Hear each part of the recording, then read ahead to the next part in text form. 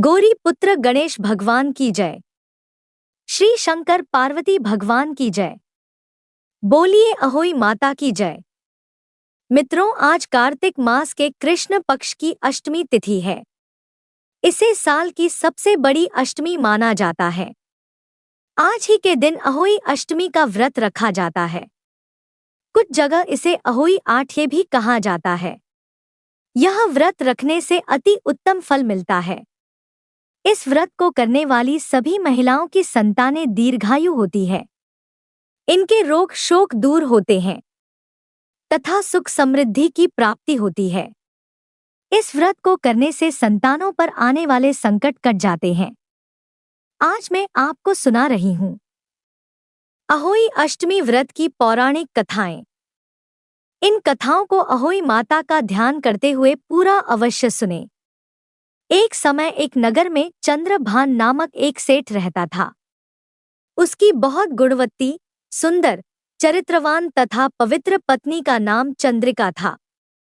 उसके कई संतानें हुई मगर वे छोटी आयु में ही स्वर्ग सिधार जाती। इस कारण पति पत्नी बहुत दुखी थे। एक दिन वे दोनों जंगलों में निवास करने का निर्णय करके सब कुछ छोड़कर जंगल की ओर चल पड़े।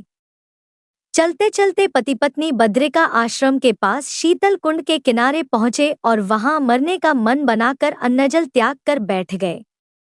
इसी तरह बैठे 7 दिन बीत गए तो आकाशवाणी हुई कि तुम अपने प्राण नहीं त्यागो, यह दुख तुम्हें पिछले जन्म के पाप कर्मों से मिला है। और कहा कि ये सेठ, अब तू अपनी पत्नी से आने वाले कार्तिक मास के कृष्ण पक्ष की 8वीं तिथि को व्रत करवाना, जिसके प्रभाव से अहोई नाम की देवी प्रकट होकर तुम्हारे पास आएंगी। तुम उससे अपने पुत्रों की दीर्घायु मांगना और व्रत के दिन रात को राधा कुंड में स्नान करना। कार्तिक मास के कृष्ण पक्ष की 8वीं तिथि आने पर चंद्रिका ने बड़ी श्रद्धा से अहोई देवी का व्रत धारण किया तथा रात को सेठ ने राधा कुंड में जाकर स्नान किया। जब सेठ स्नान करके वापस आ रहा था तो रास्ते में अहोई देवी ने दर्शन देकर कहा कि मैं तुम पर बहुत प्रसन्न हूँ, कुछ भी वर मांगो। सेठ अहोई देवी के दर्शन करके अति प्रसन्न हुआ और कहा कि माँ, मेरे बच्चे छोटी आयु में ही स्वर्ग सिधार जाते हैं, इसलिए उनकी दीर्घायु के लिए वर दीजिए। अहोई देवी ने कहा कि ऐसा ही होगा। यह वर देकर अहोई देवी अमृतध्यान हो गई। कुछ दिन के बाद सेठ के घर पुत्र पैदा हुआ और बड़ा होकर विद्वान, शक्तिशाली तथा प्रतापी हुआ। इस महिमा के कारण ही अहोई माता के व्रत का प्रभाव बना। उस दिन कार्तिक कृष्ण पक्ष की 8वीं तिथि थी, इसलिए सभी माताएं इस दिन अपनी संतान की दीर्घायु के लिए व्रत करती हैं तथा विधि अनुसार पूजा आराधना करती हैं तथा अपने बच्चों की दीर्घायु की कामना करती हैं। बोलिए शंकर पार्वती भगवान की जय। अहोई माता की जय। आइए अब अगली कथा का श्रवण करते हैं। प्राचीन काल में एक साहूकार था जिसके 7 बेटे और 7 बहुएं थीं। इस साहूकार की एक बेटी भी थी जो दीपावली में ससुराल से मायके आई थी। दीपावली पर घर को लीपने के लिए 7 बहुएं मिट्टी लाने जंगल में गई तो ननद भी उनके साथ चली गई।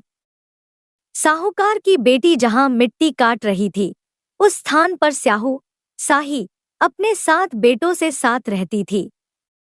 मिट्टी काटते हुए गलती से साहूकार की बेटी की खुरपी के चोट से स्याहू का एक बच्चा मर गया। इस पर क्रोधित होकर स्याहू बोली, मैं तुम्हारी कोख बांधूंगी। स्याहू के वचन सुनकर साहूकार की बेटी अपनी 7 भाभियों से एक एक कर विनती करती है कि वह उसके बदले अपनी कोख बंधवा ले। सबसे छोटी भाभी ननद के बदले अपनी कोख बंधवाने के लिए तैयार हो जाती है। इसके बाद छोटी भाभी के जो भी बच्चे होते हैं वे 7 दिन बाद मर जाते हैं। 7 पुत्रों की इस प्रकार मृत्यु होने के बाद उसने पंडित को बुलवाकर इसका कारण पूछा। पंडित ने सुरही गाय की सेवा करने की सलाह दी। सुरही सेवा से प्रसन्न होती है और उसे स्याहू के पास ले जाती है। रास्ते में थक जाने पर दोनों आराम करने लगते हैं। अचानक साहूकार की छोटी बहू की नजर एक ओर जाती है वह देखती है कि एक सांप गरुड़ पंखनी के बच्चे को डसने जा रहा है और वह सांप को मार देती है।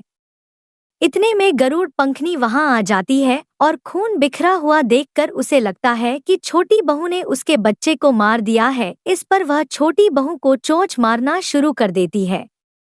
छोटी बहू इस पर कहती है कि उसने तो उसके बच्चे की जान बचाई है।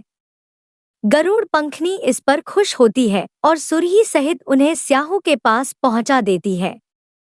वहां स्याहू छोटी बहू की सेवा से प्रसन्न होकर उसे 7 पुत्र और 7 बहू होने का आशीर्वाद देती है। स्याहू के आशीर्वाद से छोटी बहू का घर पुत्र और पुत्र वधुओं से हरा भरा हो जाता है। बोलिए अहोई माता की जय।